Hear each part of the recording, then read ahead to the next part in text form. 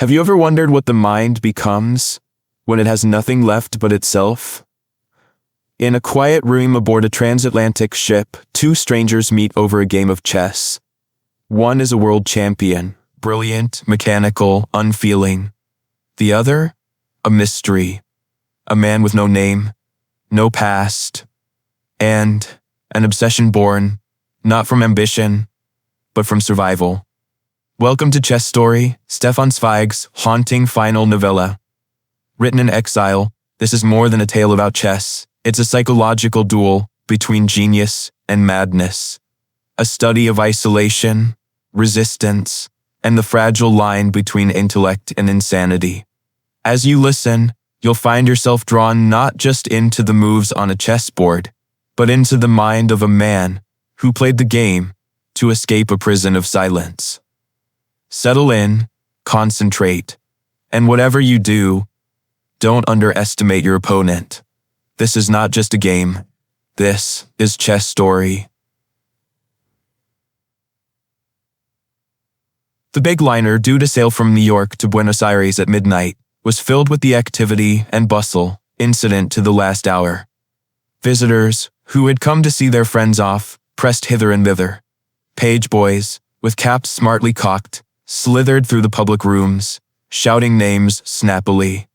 Baggage, parcels, and flowers were being hauled about. Inquisitive children ran up and down companionways, while the deck orchestra provided a persistent accompaniment. I stood, talking to an acquaintance on the promenade deck, somewhat apart from the hubbub, when 2 or 3 flashlights sprayed sharply near us, evidently for press photos of some prominent passenger at a last-minute interview. My friend looked in that direction and smiled. "You have a queer bird on board, that Czentovic." And as my face must have revealed that the statement meant nothing to me, he added, by way of explanation, "Mirko Czentovic, the world chess champion. He has just finished off the USA in a coast-to-coast exhibition tour, and is on his way to capture Argentina." This served to recall not only the name of the young world champion, but also a few details relating to his rocket-like career. My friend, a more observant newspaper reader than I, was able to eke them out with a string of anecdotes. At a single stroke, about a year ago, Czentovic had aligned himself with the solidest elder statesmen of the art of chess, such as Alekhine, Capablanca, Tartakover, Lasker, Bogoljubov. Not since the appearance of the 9-year-old prodigy Reshevsky in New York in 1922 had a newcomer crashed into the famed guild to the accompaniment of such widespread interest. It seems that Czentovic's intellectual equipment, at the beginning, gave small promise of so brilliant a career. The secret soon seeped through that in his private capacity, this champion wasn't able to write a single sentence in any language without misspelling a word. And that, as one of his vexed colleagues, wrathfully sarcastic, put it, he enjoys equal ignorance in every field of culture. His father, a poverty-stricken Yugoslavian boatman on the Danube, had been run down in his tiny vessel one night by a grain steamer. The orphaned boy, then 12, was taken in charge by the pastor of their obscure village, out of pity. The good man did his level best to instill into the indolent, slow-speaking, low-browed child at home what he seemed unable to grasp in the village school. But all efforts proved vain. Mirko stared blankly at the writing exercise, just as if the strokes had not already been explained 100 times. His lumbering brain lacked every power to grasp even the simplest subjects. At 14, he still counted with his fingers, and it was only by dint of great strain that he could read, in a book or newspaper. Yet none could say that Mirko was unwilling or disobedient. Whatever he was told to do, he did.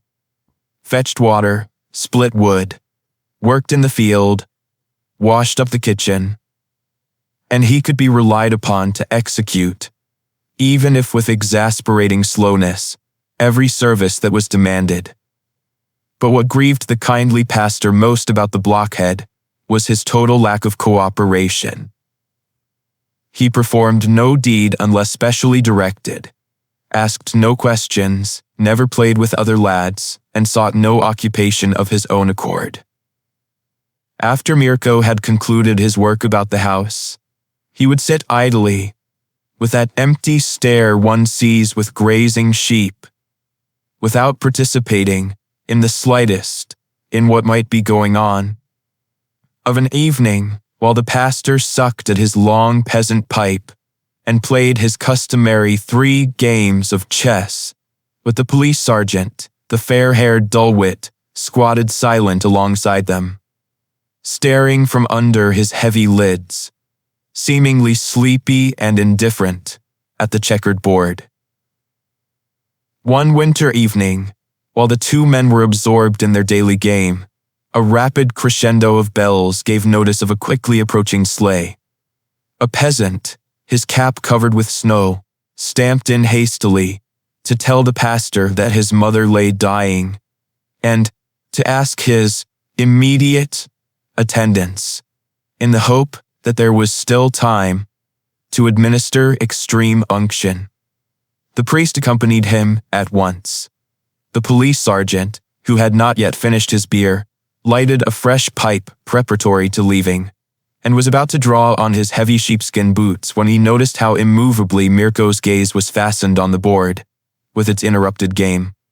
"Well, do you want to finish it?" he said jocularly, fully convinced that the sleepyhead had no notion of how to move a single piece. The boy looked up shyly, nodded assent, and took the pastor's place. After 14 moves, the sergeant was beaten, and he had to concede that his defeat was in no wise attributable to avoidable carelessness. The second game resulted similarly. "Balaam's ass," cried the astounded pastor upon his return, explaining to the policeman, a lesser expert in the Bible, that 2,000 years ago there had been a like miracle of a dumb being suddenly endowed with the speech of wisdom. The late hour notwithstanding, the good man could not forgo challenging his half-illiterate helper to a contest. Mirko beat him too with ease. He played toughly, slowly, deliberately, never once raising his bowed broad brow from the board. But he played with irrefutable certainty, and in the days that followed, neither the priest nor the policeman were able to win a single game.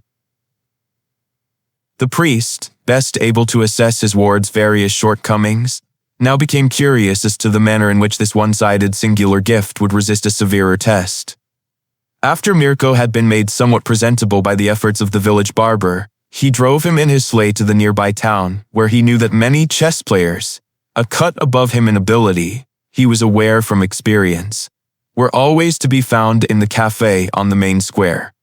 The pastor's entrance, as he steered the straw-haired, red-cheeked 15-year-old before him, created no small stir in the circle.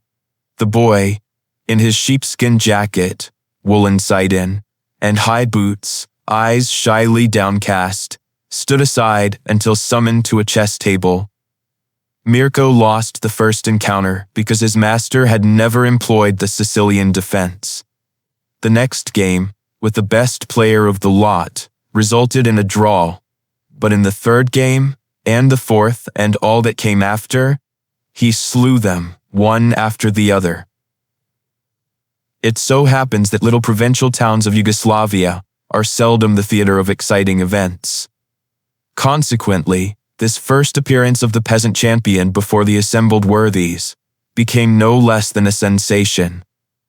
It was unanimously decided to keep the boy in town until the next day, for a special gathering of the chess club, and in particular, for the benefit of Count Simksik of the castle, a chess fanatic. The priest, who now regarded his ward with quite a new pride, but whose joy of discovery was subordinate to the sense of duty which called him home to a Sunday service, consented to leave him for further tests. The chess group put young Czentovic up at the local hotel, where he saw a water closet for the first time in his life. The chess room was crowded to capacity on Sunday afternoon. Mirko faced the board, immobile, for 4 hours, spoke no word, and never looked up. One player after another fell before him. Finally, a multiple game was proposed. It took a while before they could make clear to the novice that he had to play against several contestants at one and the same time. No sooner had Mirko grasped the procedure than he adapted himself to it and trod slowly with heavy creaking shoes from table to table, eventually winning 7 of the 8 games. Grave consultations now took place. True, strictly speaking, the new champion was not of the town, yet the innate national pride had received a lively fillip. Here was a chance, at last, for this town, so small that its existence was hardly suspected, to put itself on the map by sending a great man into the world. A vaudeville agent named Collar, who supplied the local garrison cabaret with talent, offered to obtain professional training for the youth from a Viennese expert whom he knew, and to see him through for a year if the deficit were made good. Count Simsich, who in his 60 years of daily chess had never encountered so remarkable an antagonist, signed the guarantee promptly. That day marked the opening of the astonishing career of the Danube boatman's son. It took only 6 months for Mirko to master every secret of chess technique, though with one odd limitation, which later became apparent to the votaries of the game, and caused many a sneer. He never was able to memorize a single game, or, to use the professional term, to play blind. He lacked completely the ability to conceive the board in the limitless space of the imagination. He had to have the field of 64 black and white squares and the 32 pieces tangibly before him. Even when he had attained international fame, he carried a folding pocket board with him in order to be able to reconstruct a game or work on a problem by visual means. This defect, in itself not important, betrayed a want of imaginative power and provoked animated discussions among chess enthusiasts, similar to those in musical circles, when it discovers that an outstanding virtuoso or conductor is unable to play or direct without a score. This singularity, however,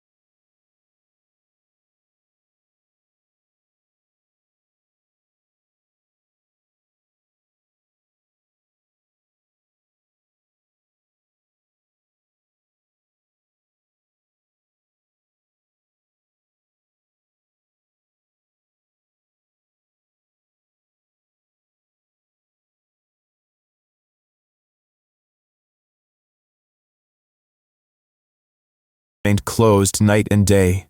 The table remained bare, of book, newspaper, pencil, paper.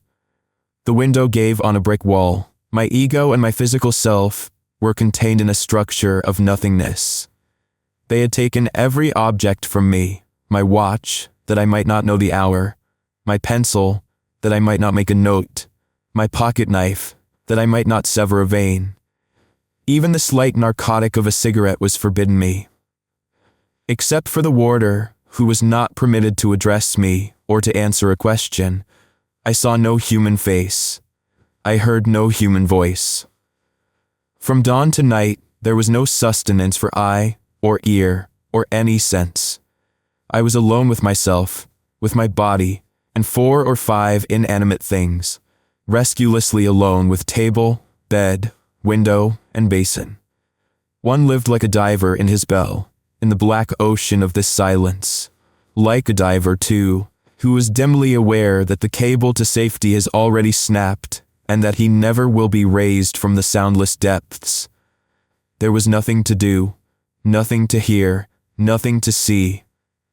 About me, everywhere and without interruption, there was nothingness, emptiness without space or time.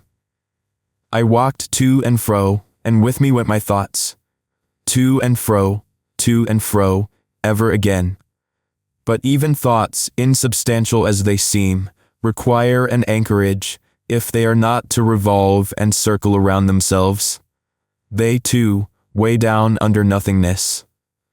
One waited for something from morn to eve, and nothing happened. Nothing happened. One waited. One thought until one's temple started.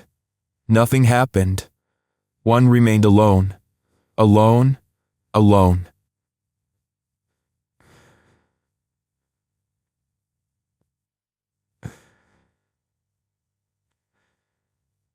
That lasted for a fortnight, during which I lived outside of time, outside the world.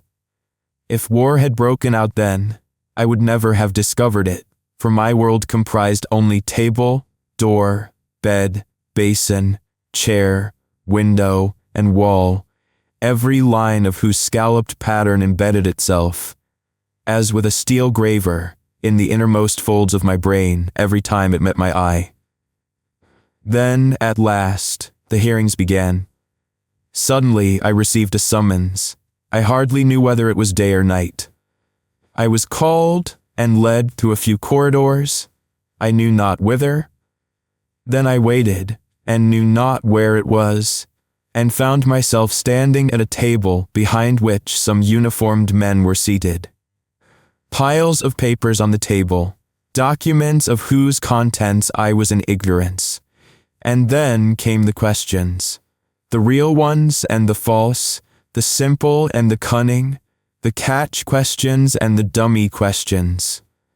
And whilst I answered, strange and evil fingers toyed with papers whose contents I could not surmise, and strange evil fingers wrote a record, and I could not know what they wrote.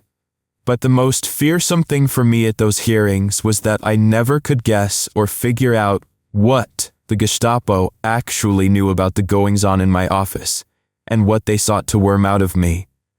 I have already told you that at the last minute, I gave my housekeeper the really incriminating documents to take to my uncle. Had he received them? Had he not received them? How far had I been betrayed by that clerk? Which letters had they intercepted?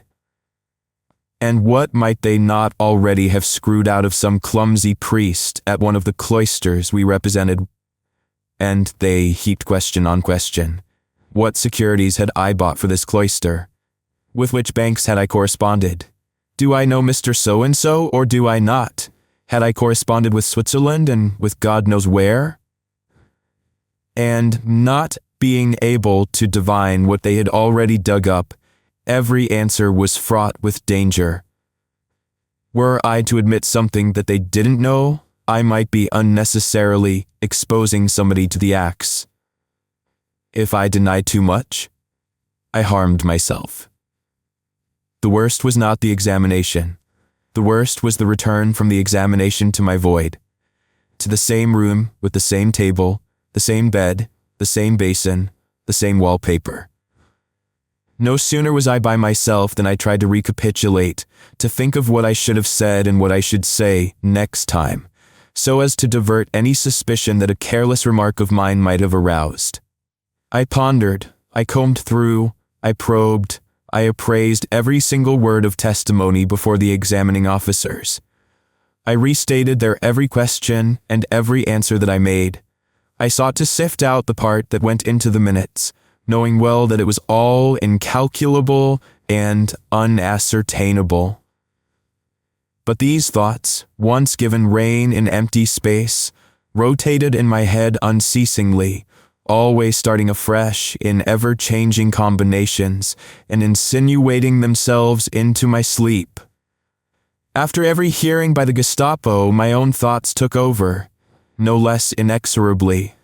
The martyrizing questions, searchings, and torments. And perhaps even more horribly, for the hearings at least ended after an hour. But this repetition, thanks to the spiteful torture of solitude, ended never. And always the table, chest, bed, wallpaper, window, no diversion, not a book or magazine, not a new face, no pencil with which to jot down an item, not a match to toy with. Nothing, nothing, nothing. It was only at this point that I apprehended how devilishly intelligently, with what murderous psychology this hotel room system was conceived. In a concentration camp, one would perhaps have had to wheel stones until one's hands bled and one's feet froze in one's boots.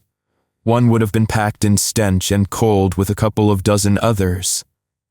But one would have seen faces, would have had space, a tree, a star, something, anything to stare at. While here, everything stood before one unchangeably the same, always the same, maddeningly the same. There was nothing here to switch me off from my thoughts, from my delusive notions, from my diseased recapitulating. That was just what they purposed. They wanted me to gag and gag on my thoughts until they choked me, and I had no choice but to spit them out at last, to admit everything that they were after. Finally, to yield up the evidence and the people. I gradually became aware of how my nerves were slacking under the grisly pressure of the void, and, conscious of the danger, I tensed myself to the bursting point in an effort to find or create any sort of diversion.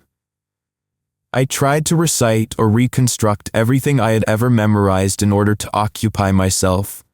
The folk songs and nursery rhymes of childhood, the Homer of my high school days, clauses from the Civil Code.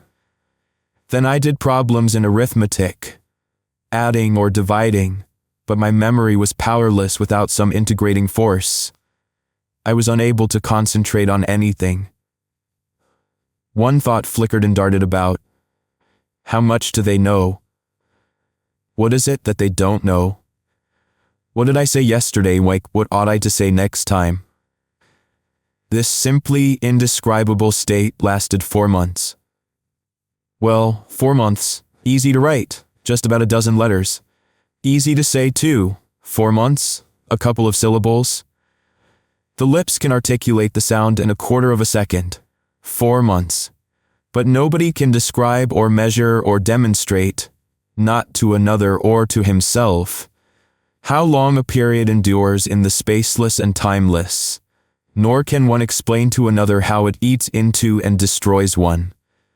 This nothing and nothing and nothing that is all about. Everlastingly, this table and bed and basin and wallpaper, and always that silence, always the same warder who shoves the food in without looking at one, always those same thoughts that revolve around one in the nothingness until one becomes insane. Small signs made me disturbedly conscious that my brain was not working right. Early in the game, my mind had been quite clear at the examinations. I had testified quietly and deliberately, my twofold thinking. What should I say? And what not? Had still functioned. Now I could no more than articulate haltingly the simplest sentences, for while I spoke, my eyes were fixed in a hypnotic stare on the pen that sped recording across the paper, as if I wished to race after my own words. I felt myself losing my grip. I felt that the moment was coming closer and closer when, to rescue myself, I would tell all I knew, and perhaps more, when, to elude the strangling grip of that nothingness, I would betray 12 persons and their secrets without deriving any advantage myself but the respite of a single breath.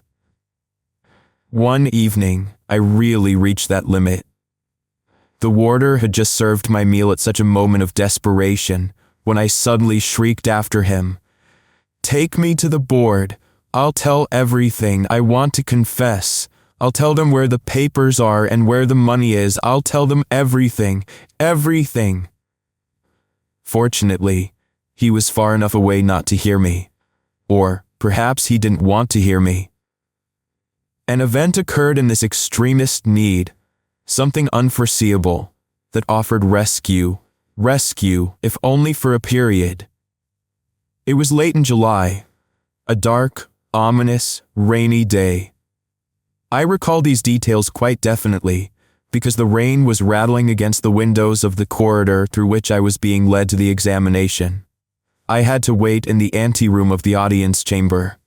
Always, one had to wait before the session. The business of letting one wait was a trick of the game. They would first rip one's nerves by the call, the abrupt summons from the cell in the middle of the night. And then, by the time one was keyed to the ordeal, with will and reason tensed to resistance, they caused one to wait. Meaningless, meaningful waiting. An hour, 2 hours, 3 hours before the trial, to weary the body and humble the spirit. And they caused me to wait particularly long on this Thursday, the 27th of July. Twice the hour struck while I attended, standing in the anteroom. There's a special reason, too, for my remembering the date so exactly. A calendar hung in this room. It goes without saying that they never permitted me to sit down.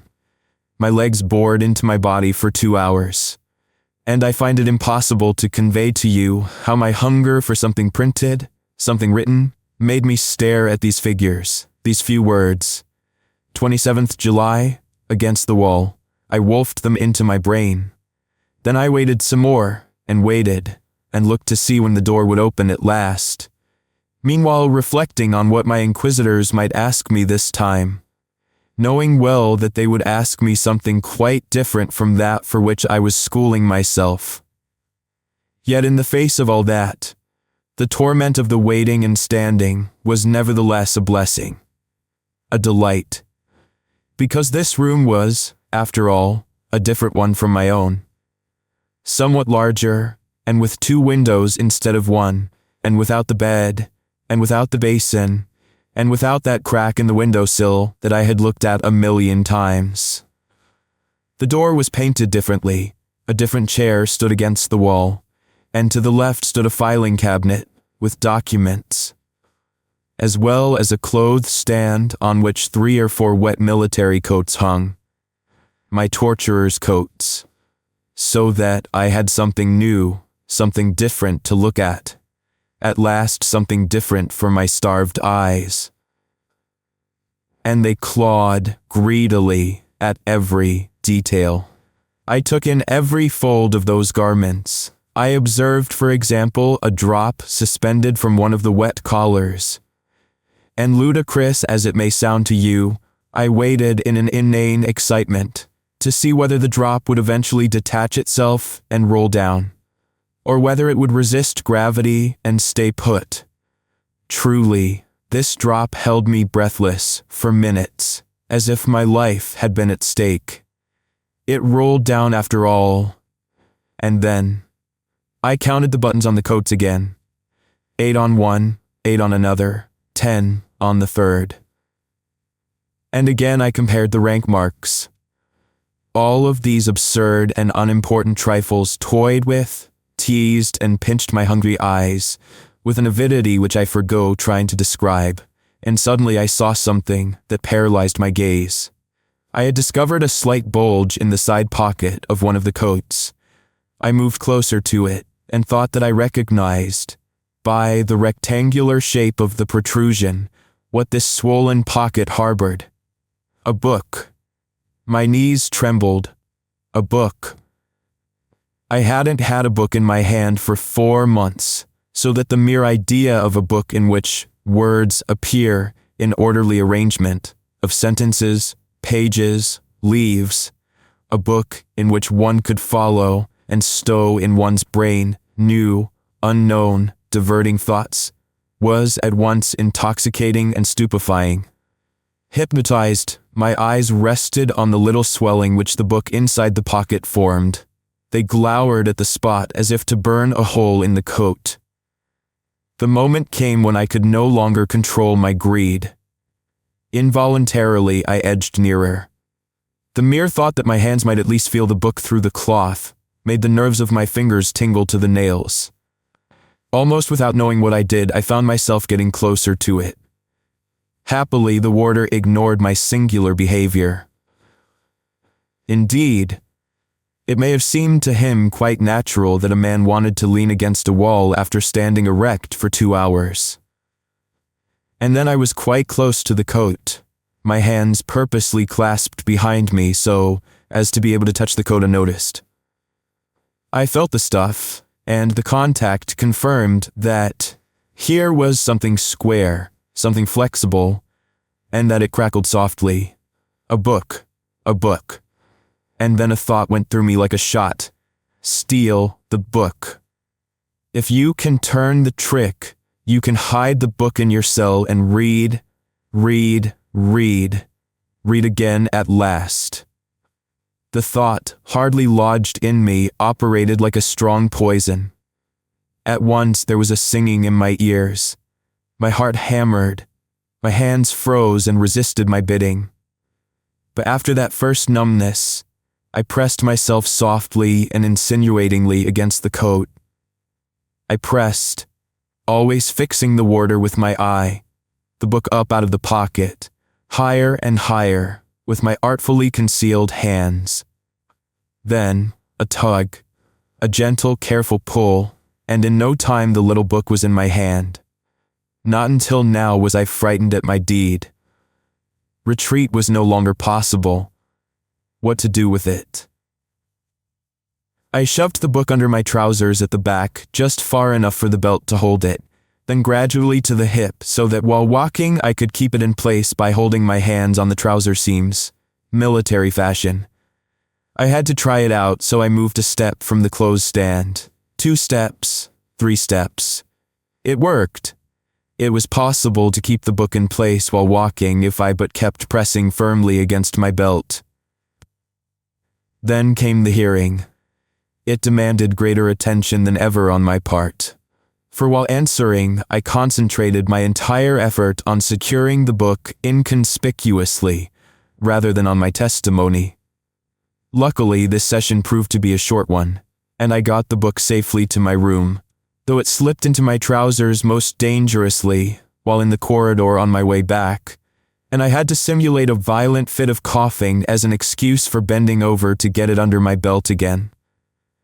But what a moment that, as I bore it back into my inferno, alone, at last, yet no longer alone. You will suppose, of course, that my first act was to seize the book, examine it, and read it. Not at all. I wanted, first of all, to savor the joy of possessing a book. The artificially prolonged and nerve-inflaming desire to daydream about the kind of book I would wish this stolen one to be. Above all, very small type, narrowly spaced with many, many letters, many thin leaves so that it might take long to read. And then I wished to myself that it might be one that would demand mental exertion, nothing smooth or light, rather something from which I could learn and memorize, preferably Oh, what an audacious dream. Goethe or Homer? At last I could no longer check my greed and my curiosity. Stretched on the bed so as to arouse no suspicion in case the warder might open the door without warning, tremblingly I drew the volume from under my belt. The first glance produced not merely disappointment, but a sort of bitter vexation. For this booty, whose acquirement was surrounded with such monstrous danger and such glowing hope, proved to be nothing more than a chess anthology, a collection of 150 championship games. Had I not been barred, locked in, I would in my first rage have thrown the thing through an open window.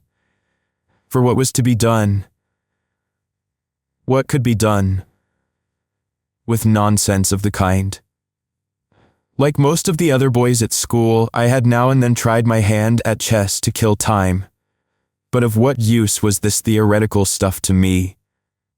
You can't play chess alone, and certainly not without chessmen and a board. Annoyed, I thumbed the pages, thinking to discover reading matter of some sort, an introduction, a manual. But besides the bare rectangular reproductions of the various master games with their symbols, a 1 to a 2, knight to f1, knight to g3, etc., to me then unintelligible, I found nothing. All of it appeared to me as a kind of algebra, the key to which was hidden. Only gradually I puzzled out that the letters A, B, C stood for the vertical rows, the figures 1 to 8 for the rows across, and indicated the current position of each figure. Thus, these purely graphic expressions did nevertheless attain to speech. Who knows, I thought, if I were able to devise a chessboard in my cell, I could follow these games through, and it seemed like a sign from heaven that the weave of my bedspread disclosed a coarse checkerwork. With proper manipulation, it yielded a field of 64 squares. I tore out the first leaf and concealed the book under my mattress. Then, from bits of bread that I sacrificed, I began to mold king, queen, and the other figures, with ludicrous results, of course. And after no end of effort, I was finally able to undertake on the bedspread the reproduction of the positions pictured in the chess book. But my absurd breadcrumb figures, half of which I had covered with dust to differentiate them from white ones, proved utterly inadequate when I tried to pursue the printed game. I was all confusion in those first days. I would have to start a game afresh, 5 times, 10 times, 20 times.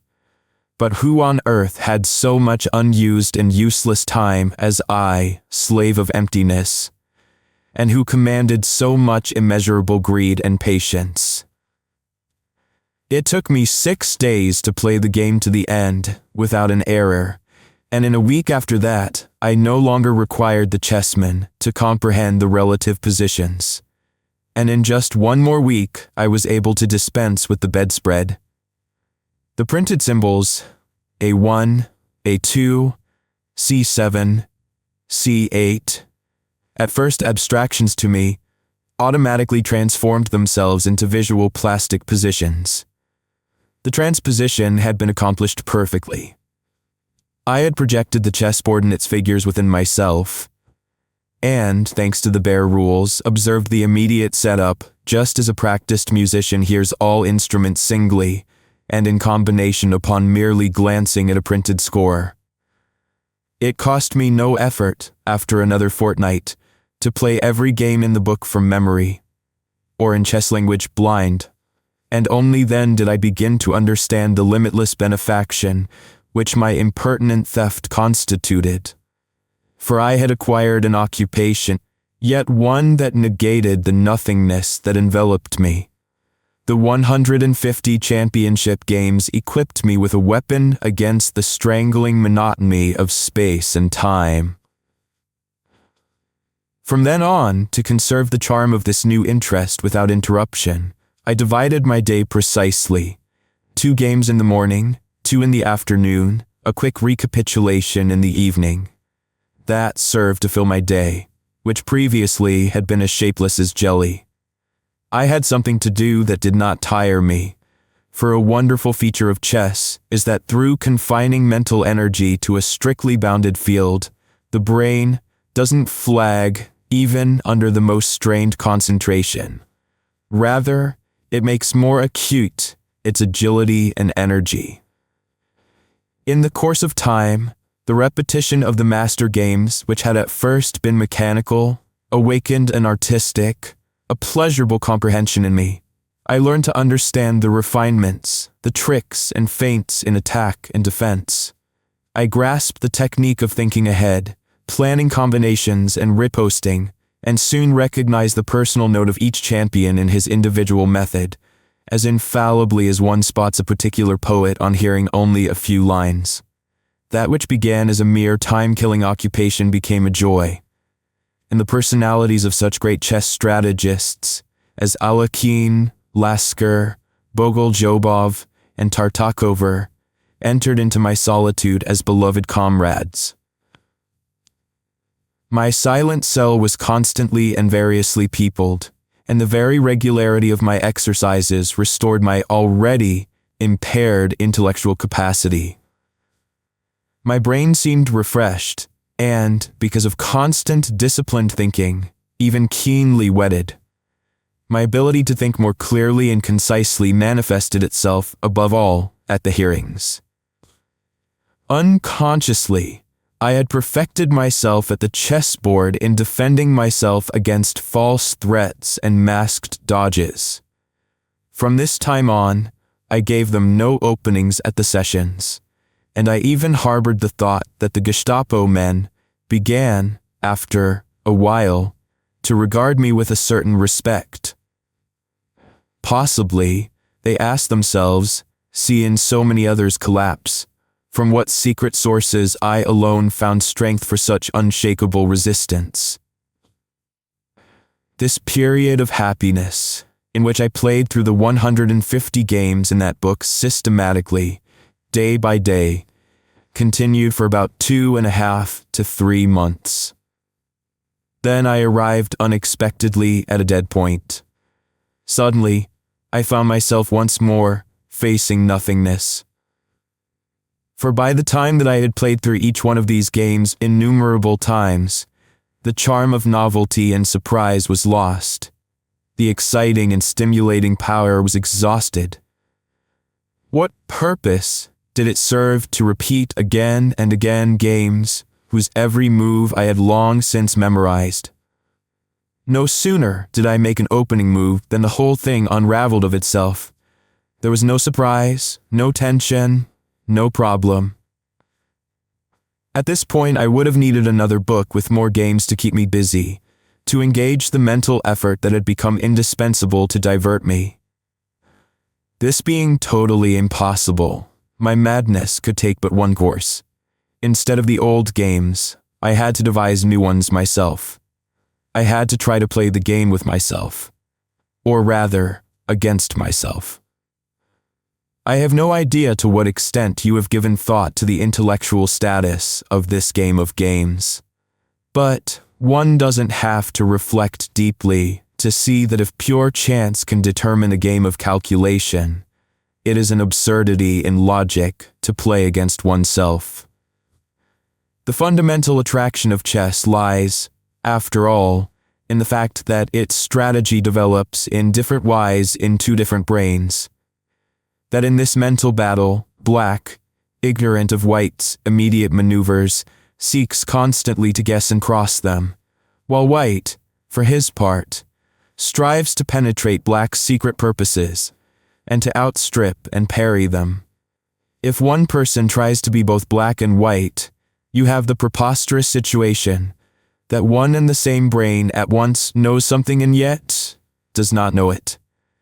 That functioning as white's partner, it can instantly obey a command to forget what, a moment earlier as black's partner it desired and plotted. Such cerebral duality really implies a complete cleavage of the conscious, a lighting up or dimming of the brain function at pleasure, as with a switch. In short, to want to play against oneself at chess is about as paradoxical as to want to jump over one's own shadow. Well, briefly, in my desperation, I tried this impossibility, this absurdity, for months. There was no choice but this nonsense if I was not to become quite insane or slowly to disintegrate mentally. The fearful state that I was in compelled me at least to attempt this split between black ego and white ego so as not to be crushed by the horrible nothingness that bore in on me. Dr. B relaxed in his deck chair and closed his eyes for a minute. It seemed as if he were exerting his will to suppress a disturbing recollection. Once again, the left corner of his mouth twitched in that strange and evidently uncontrollable manner. Then he settled himself a little more erectly. Well then, I hope I've made it all pretty intelligible up to this point. I'm sorry, but I doubt greatly that the rest of it can be pictured quite as clearly.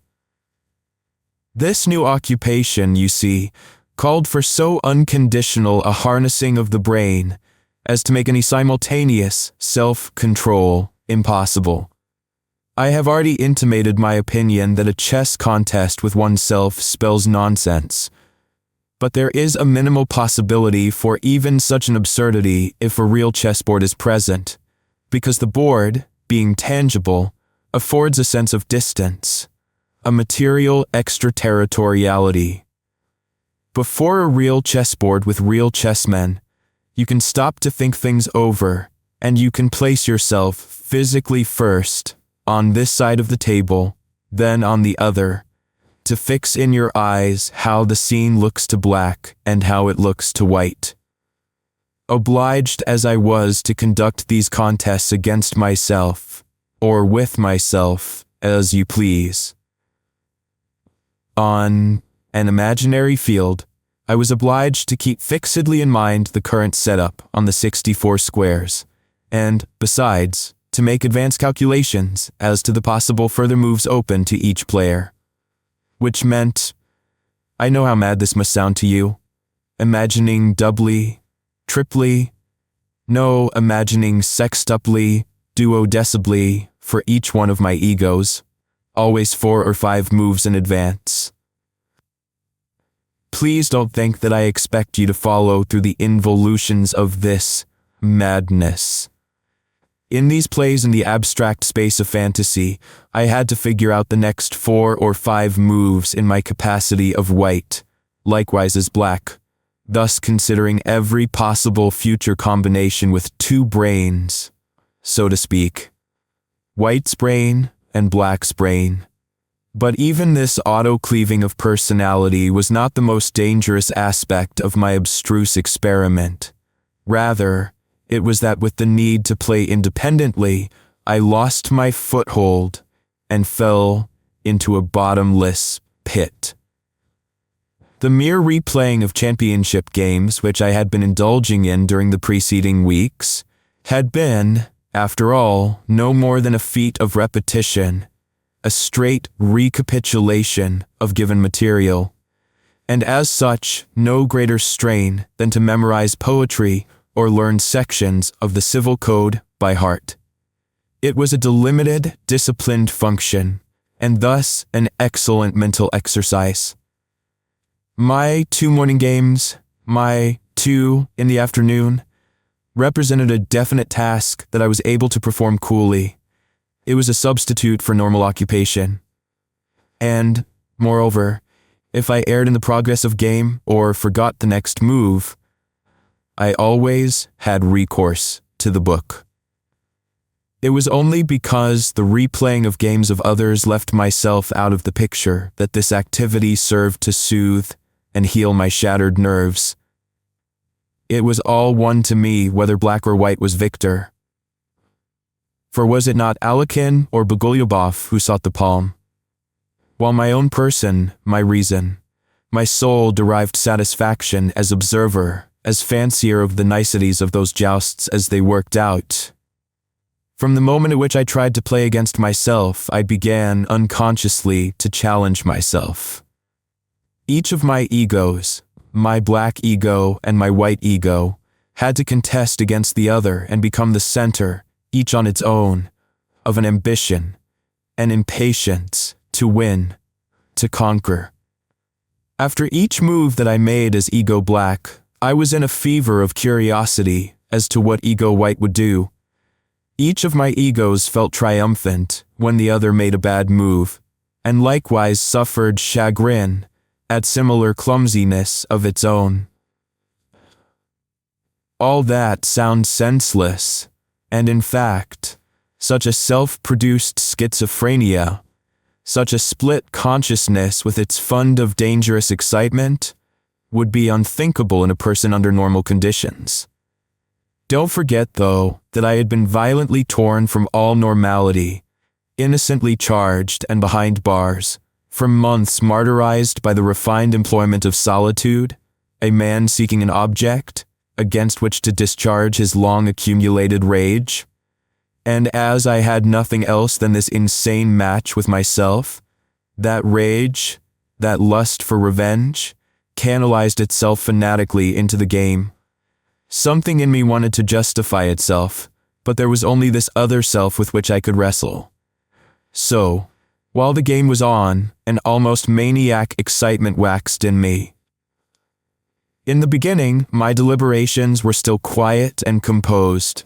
I would pause between one game and the next, so as to recover from the effort. But little by little, my frayed nerves forbade all respite. No sooner had ego white made a move than ego black feverishly plunged a piece forward.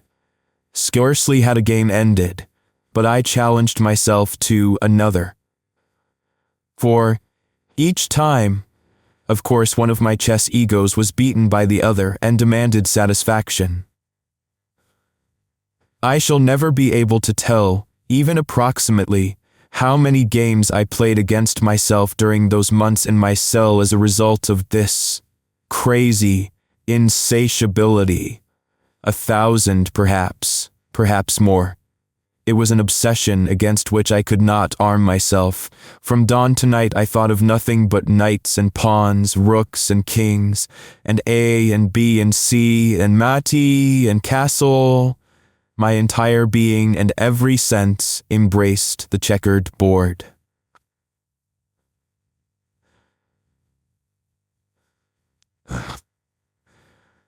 The joy of play became a lust for play. The lust for play became a compulsion to play, a frenetic rage, a mania which saturated not only my waking hours, but eventually my sleep too. I could think only in terms of chess. Only in chess moves, chess problems. Sometimes I would wake with a damp brow and become aware that a game had unconsciously continued in my sleep.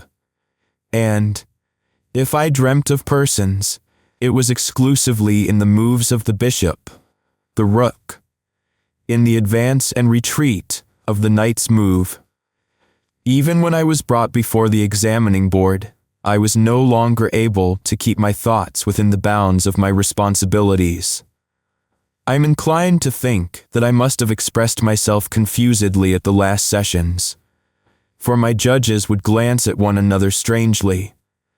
Actually, I was merely waiting, while they questioned and deliberated, in my cursed eagerness to be led back to my cell so that I could resume my mad round, to start a fresh game, and another, and another.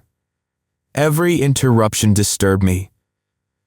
Even the quarter hour in which the warder cleaned up the room, the 2 minutes in which he served my meals, tortured my feverish impatience. Sometimes the midday meal stood untouched on the tray at evening because the game made me forgetful of food. The only physical sensation that I experienced was a terrible thirst. The fever of this constant thinking and playing must already have manifested itself then. I emptied the bottle in 2 swallows and begged the warder for more, and nevertheless felt my tongue dry in my mouth in the next minute. Finally, my excitement during the games rose. By that time, I did nothing else from morning till night, to such a height that I was no longer able to sit still for a minute. Uninterruptedly, while cogitating on a move, I would walk to and fro, quicker and quicker, to and fro, and the nearer the approach to the decisive moment of the game, the hotter my steps. The lust to win, to victory over myself increased to a sort of rage. I trembled with impatience, for the one chess ego in me was always too slow for the other. One would whip the other forward, and, absurd as this may seem to you, I would call angrily, "Quicker, quicker," or go on, when the one self in me failed to riposte to the other's thrust quickly enough. It goes without saying that I am now fully aware that the state of mind was nothing less than a pathological form of overwrought mind, for which I can find no other name than one not yet known to medical annals: chess poisoning. The time came when this monomania, this obsession, attacked my body as well as my brain. I lost weight, my sleep was restless and disturbed. Upon waking, I had to make great efforts to compel my leaden lids to open. Sometimes I was so weak that when I grasped a glass, I could scarcely raise it to my lips. My hands trembled so. But no sooner did the game begin than a mad power seized me. I rushed up and down with fists clenched, and I would sometimes hear my own voice as through a reddish fog, shouting hoarsely and angrily at myself, "Check," or "Mate." How this horrible, indescribable condition reached its crisis is something that I am unable to report. All that I know is that I woke one morning, and the waking was different from usual. My body was no longer a burden, so to speak. I rested softly and easily. A tight, agreeable fatigue, such as I had not known for months, lay on my eyelids. The feeling was so warm and benignant that I couldn't bring myself to open my eyes. For minutes I lay awake and continued to enjoy this heavy soddenness, this tepid reclining in agreeable stupefaction. All at once I seemed to hear voices behind me, living human voices, low whispering voices that spoke words. And you can't possibly imagine my delight, for months had elapsed, perhaps a year, since I had heard other words than the hard, sharp, evil ones from my judges. "You're dreaming," I said to myself. "You're dreaming. Don't, in any circumstances, open your eyes. Let the dream last, or you'll again see the cursed cell about you. The chair and washstand and the table and the wallpaper with the eternal pattern. You're dreaming. Keep on dreaming." But curiosity held the upper hand. Slowly and carefully, I raised my lids. A miracle. It was a different room in which I found myself. A room wider and more ample than my hotel cell. An unbarred window admitted light freely and permitted a view of trees, green trees swaying in the wind, instead of my bald brick partition. The walls shone white and smooth. Above me, a high white ceiling. I lay in a new and unaccustomed bed, and surely it was no dream. Human voices whispered behind me. In my surprise, I must have made an abrupt, involuntary movement, for at once I heard an approaching step. A woman came softly, a woman with a white headdress, a nurse, a sister. A delighted shudder ran through me. I had seen no woman for a year. I stared at the lovely apparition, and it must have been a glance of wild ecstasy, for she admonished me, "Quiet, don't move." I hung only on her voice, for was not this a person who talked?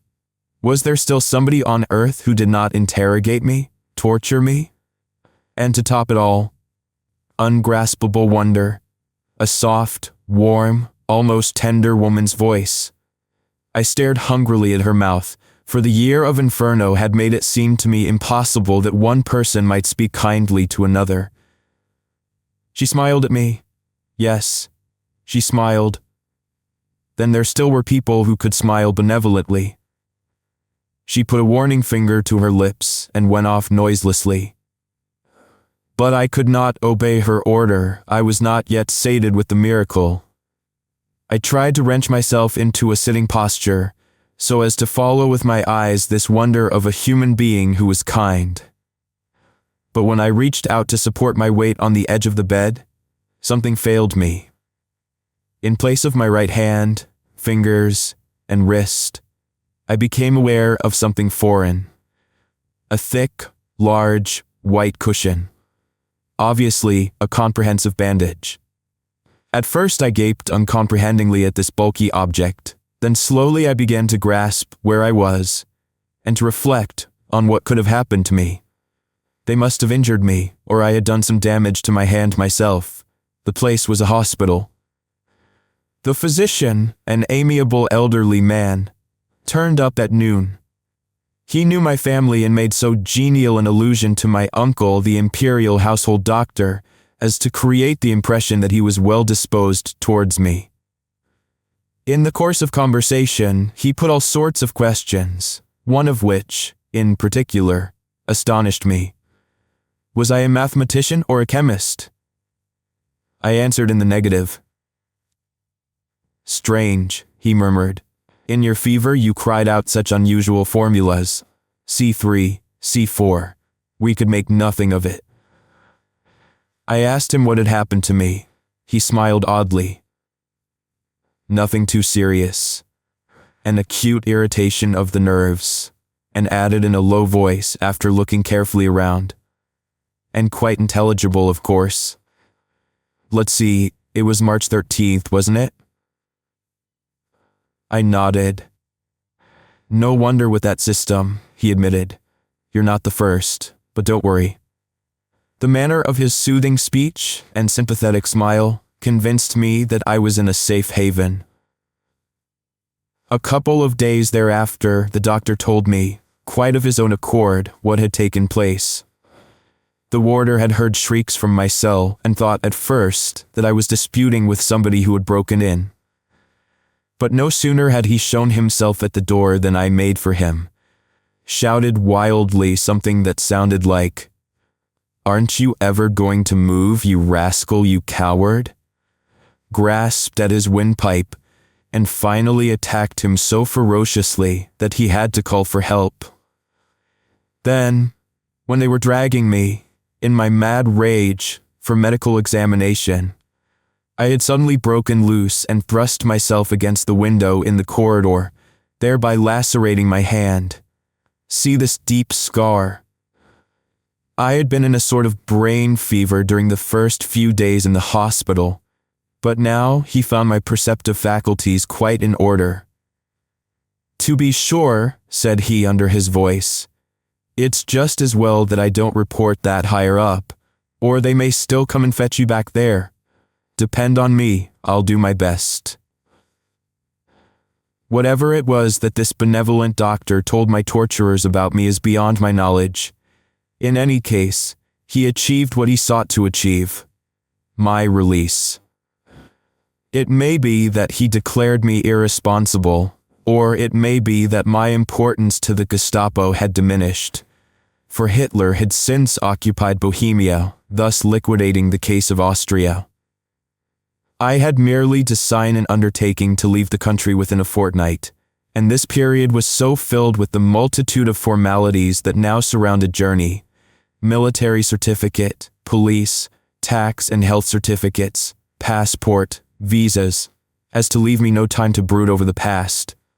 Apparently one's brain is controlled by secret regulatory powers which automatically switch off whatever may annoy or endanger the mind.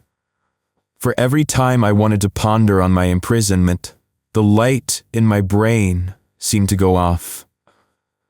Only after many weeks, indeed only now on this ship, have I plucked up enough courage to pass in review all that I lived through. After all this, you will understand my unbecoming and perhaps strange conduct to your friends. It was only by chance that I was strolling through the smoking room and saw them sitting at the chessboard. My feet seemed rooted where I stood from astonishment and fright, for I had totally forgotten that one can play chess with a real board and real figures, forgotten that two physically separate persons sit opposite each other at this game. Truly, it took me a few minutes before I remembered that what those men were playing was what I had been playing against myself during the months of my helplessness. The cipher code which served me in my worthy exercises was but a substitute, a symbol for these solid figures. My astonishment that this pushing about of pieces on the board was the same as the imaginary fantastics in my mind must have been like that of an astronomer who, after complicated paper calculations as to the existence of a new planet, eventually really sees it in the sky as a clear, white, substantial body. I stared at the board as if magnetized and saw there my setup: knight, rook, king, queen, and pawns, as genuine figures carved out of wood. In order to get the hang of the game, I had voluntarily to transmute it from my abstract realm of numbers and letters into the movable figures. Gradually, I was overcome with curiosity to observe a real contest between two players. Then followed that regrettable and impolite interference of mine with your game. But that mistaken move of your friends was like a stab at my heart. It was pure instinct that made me hold him back. A quite impulsive grasp, like that with which one involuntarily seizes a child leaning over a banister.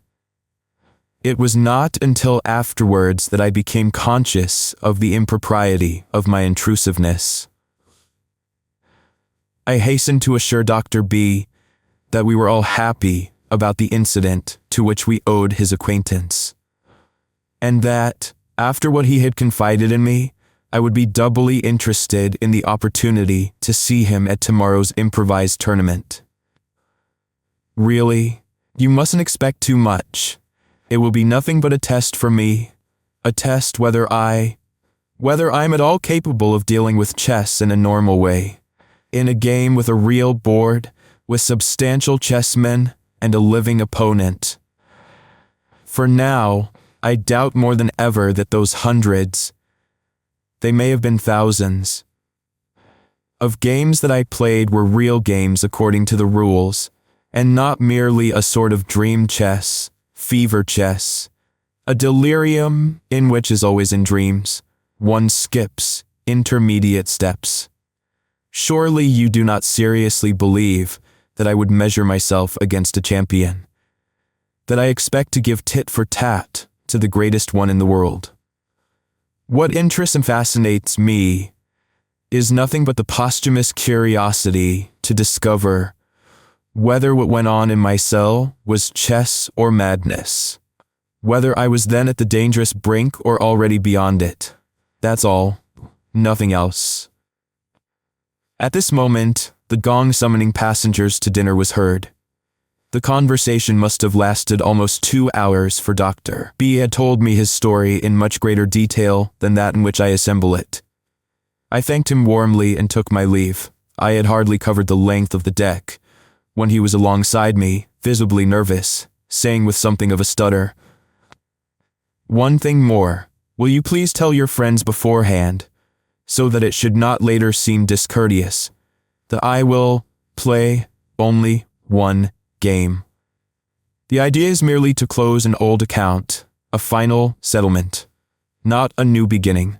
I can't afford to sink back a second time into that passionate play fever that I recall with nothing but horror.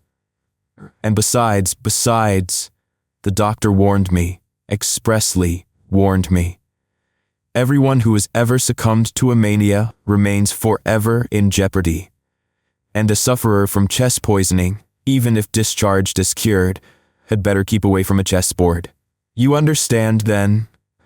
Only this one experimental game for myself, and no more." We assembled in the smoking room the next day. Promptly at the appointed hour, 3 o'clock. Our circle had increased by yet 2 more lovers of the royal game. 2 ship's officers who had obtained special leave from duty to watch the tourney. Czentovic, too, not as on the preceding days, was on time. After the usual choice of colors, there began the memorable game. Of this homo obscurissimus against the celebrated master, I regret that it was played for thoroughly incompetent observers like us, and that its course is as completely lost to the annals of the art of chess as are Beethoven's improvisations to music. True, we tried to piece it together from our collective memory on the following afternoons, but in vain. Very likely, in the passion of the moment, we had allowed our interest to center on the players rather than on the game. For the intellectual contrast between the contestants became physically plastic, according to their manner as the play proceeded. Czentovic, the creature of routine, remained the entire time as immobile as a block, his eyes unalterably fixed on the board. Thinking seemed to cost him almost physical effort that called for extreme concentration on the part of every organ. Dr. B, on the other hand, was completely slack and unconstrained, like the true dilettante in the best sense of the word, to whom only the play in play, the diletto, gives joy. He relaxed fully, explained moves to us in easy conversation during the early intervals, lighted a cigarette carelessly, and glanced at the board for a minute, only when it came his turn to play. Each time, it seemed as if he had expected just the move that his antagonist made. The perfunctory moves came off quite rapidly. It was not until the 7th or 8th that something like a definite plan seemed to develop. Czentovic prolonged his periods of reflection. By that, we sensed that the actual battle for the lead was setting in. But, to be quite frank, the gradual development of the situation represented to us lay observers, as usually in tournament games, something of a disappointment.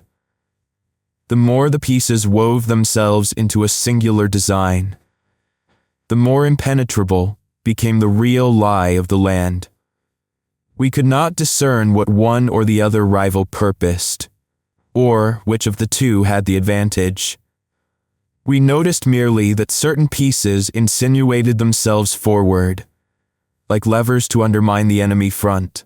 But since every move of these superior players was part of a combination that comprised a plan for several moves ahead, we were unable to detect the strategy of their back and forth. An oppressive fatigue took possession of us, largely because of Czentovic's interminable cogitation between moves, which eventually produced visible irritation in our friend too. I observed uneasily how, the longer the game stretched out, he became increasingly restless, moving about in his chair, nervously lighting a succession of cigarettes, occasionally seizing a pencil to make a note. He would order mineral water and gulp it down, glass after glass. It was plain that his mind was working 100 times faster than Czentovic's. Every time the latter, after endless reflection, decided to push a piece forward with his heavy hand, our friend would smile, like one who encounters something long expected, and make an immediate riposte.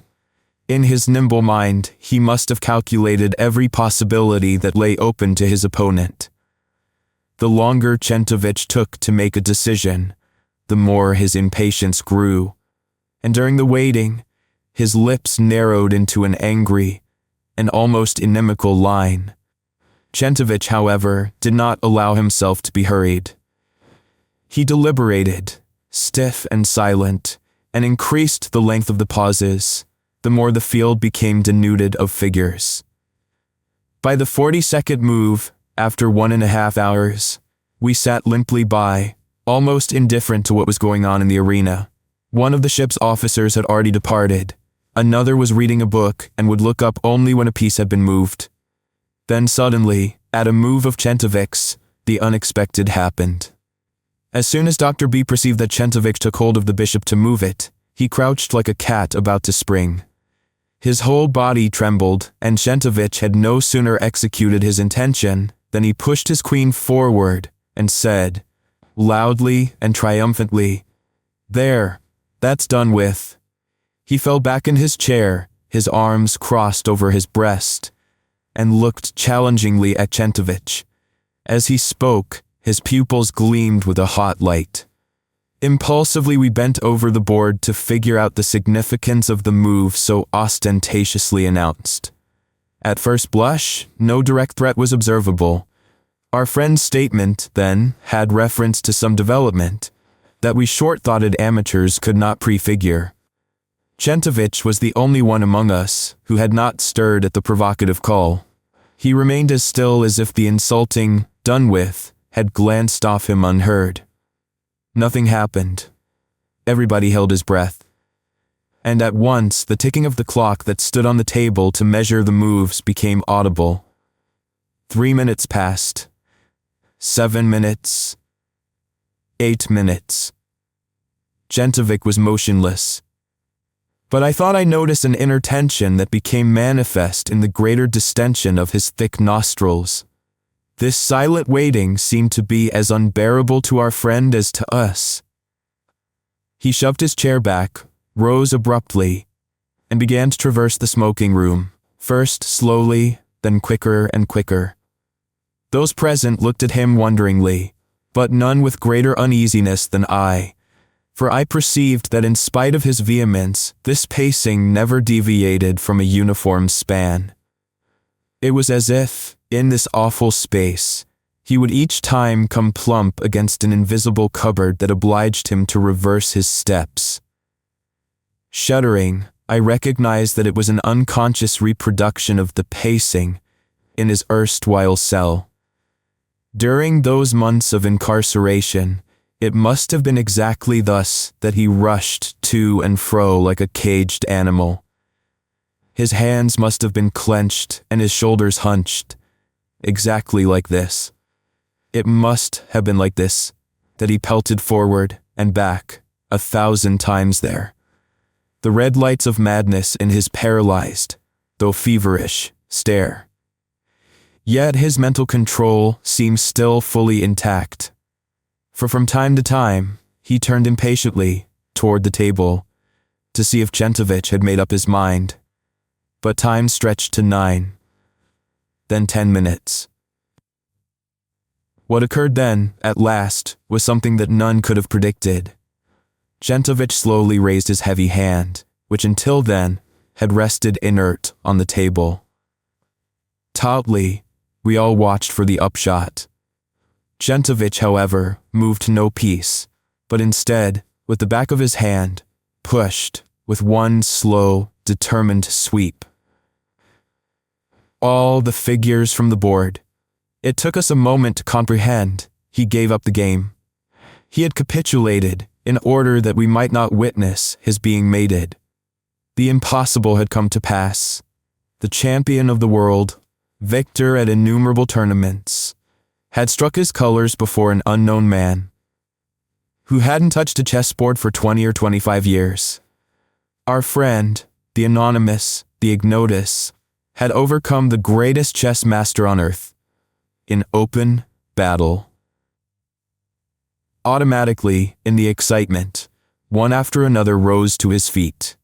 Each was animated by the feeling that he must give vent to the joyous shock by saying or doing something. Only one remained stolidly at rest: Czentovic. After a measured interval, he lifted his head and directed a stony look at our friend. "Another game?" he asked.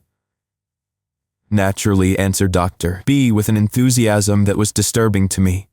And he seated himself, even before I could remind him of his own stipulation to play only once, and began to set up the figures in feverish haste. He pushed them about in such heat that a pawn twice slid from his trembling fingers to the floor. The pained discomfort that his unnatural excitement had already produced in me grew to something like fear, for this previously calm and quiet person had become visibly exalted. The twitching of his mouth was more frequent, and in every limb he shook, as with fever. "Don't," I said softly to him. "No more now. You've had enough for today. It's too much of a strain for you." "Strain? Ha!" And he laughed loudly and spitefully. "I could have played 17 games during that slow ride. The only strain is for me to keep awake. Well, aren't you ever going to begin?" These last words had been addressed in an impetuous, almost rude tone to Czentovic. The latter glanced at him quietly and evenly. But there was something of a clenched fist in that adamantine, stubborn glance. On the instant, a new element had entered, a dangerous tension, a passionate hate. No longer were they two players in a sporting way. They were two enemies, sworn to destroy each other. Czentovic hesitated long before making the first move, and I had a definite sensation that he was delaying on purpose. No question but that this seasoned tactician had long since discovered that just such dilatoriness wearied and irritated his antagonist. He used no less than 4 minutes for the normal, the simplest of openings, moving the king's pawn 2 spaces. Instantly, our friend advanced his king's pawn. But again, Czentovic was responsible for an eternal, intolerable pause. It was like waiting with beating heart for the thunderclap, after a streak of fiery lightning, and waiting, with no thunder forthcoming. Czentovic never stirred. He meditated quietly, slowly, and, as I felt, increasingly, maliciously slowly, which gave me plenty of time to observe Dr. B. He had just about consumed his 3rd glass of water. It came to my mind that he had spoken of his feverish thirst in his cell. Every symptom of abnormal excitement was plainly present. I saw his forehead grow moist, and the scar on his hand become redder and more sharply outlined. Still, however, he held himself in rein. It was not until the 4th move, when Czentovic again pondered, exasperatingly, that he forgot himself and exploded with, "Aren't you ever going to move?" Czentovic looked up coldly. "As I remember it, we agreed on a 10-minute limit. It is a principle with me not to make it less." Dr. B bit his lips. I noticed under the table the growing restlessness with which he lifted and lowered the sole of his shoe, and I could not control the nervousness that overcame me, because of the oppressive prescience of some insane thing that was boiling in him. As a matter of fact, there was a second encounter at the 8th move. Dr. B, whose self-control diminished with the increasing periods of waiting, could no longer conceal his tension. He was restless in his seat, and unconsciously began to drum on the table with his fingers. Again, Czentovic raised his peasant head. "May I ask you not to drum? It disturbs me. I can't play with that going on." "Ha ha," answered Dr. B with a short laugh. "One can see that." Czentovic flushed. "What do you mean by that?" he asked, sharply and evilly.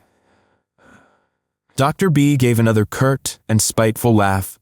"Nothing, except that it's plain that you're nervous." Czentovic lowered his head and said nothing. 7 minutes elapsed before he made his move. And that was the funereal tempo at which the game dragged on. Czentovic became correspondingly stonier. In the end, he utilized the maximum time before determining on a move. And from interval to interval, the conduct of our friend became stranger and stranger. It appeared as if he no longer had any interest in the game, but was occupied with something quite different. He abandoned his excited pacing and remained seated, motionlessly, staring into the void with a vacant and almost insane look. He uninterruptedly muttered unintelligible words. Either he was absorbed in endless combinations, or, and this was my inner suspicion. He was working out quite other games. For each time that Czentovic got to the point of making a move, he had to be recalled from his absent state. Then it took a minute or two to orient himself. My conviction grew that he had really forgotten all about Czentovic and the rest of us. In this cold aspect of his insanity, which might at any instant discharge itself violently. Surely enough, at the 19th move, the crisis came. No sooner had Czentovic executed his play than Dr. B, giving no more than a cursory look at the board, suddenly pushed his bishop 3 spaces forward and shouted, so loudly that we all started, "Check! Check! The king!" Every eye was on the board, in anticipation of an extraordinary move. Then, after a minute, there was an unexpected development. Very slowly, Czentovic tilted his head and looked, which he had never done before, from one face to another. Something seemed to afford him a rich enjoyment, for little by little, his lips gave expression to a satisfied and scornful smile. Only after he had savored to the full the triumph which was still unintelligible to us, did he address us, saying with mock deference, "Sorry, but I see no check. Perhaps one of you gentlemen can see my king in check?" We looked at the board. And then, uneasily over at Dr. B, Czentovic's king was fully covered against the bishop by a pawn. A child could see that. Thus, the king could not possibly be in check. We turned, one to the other. Might not our friend, in his agitation, have pushed a piece over the line? A square too far, one way or the other? His attention arrested by our silence, Dr. B now stared at the board and began stutteringly, "But the king ought to be on f7. That's wrong, all wrong. Your move was wrong. All the pieces are misplaced. The pawn should be on g5 and not on g4. Why, that's quite a different game. That's..." He halted abruptly. I had seized his arm roughly. Or rather, I had pinched it so hard that even in his feverish bewilderment, he could not but feel my grip. He turned and looked at me, like a somnambulist. What do you want?" I only said, "Remember?" At the same time, lightly drawing my finger over the scar on his hand. Automatically, he followed my gesture, his eyes fixed glassily on the blood-red streak. Suddenly, he began to tremble, and his body shook. "For God's sake," he whispered with pale lips, "have I said or done something silly? Is it possible that I'm again—" "No," I said in a low voice, "but you have to stop the game at once, it's high time. Recollect what the doctor said." With a single movement, Dr. B was on his feet. "I have to apologize for my stupid mistake," he said in his old, polite voice, inclining himself to Czentovic. "What I said was plain nonsense, of course. It goes without saying that the game is yours." Then to us, "My apologies to you gentlemen also. But I warned you beforehand not to expect too much from me. Forgive the disgrace. It is the last time that I yield to the temptation of chess." He bowed and left, in the same modest and mysterious manner in which he had first appeared before us. I alone knew why this man would never again touch a chessboard, while the others, a bit confused, stood around with that vague feeling of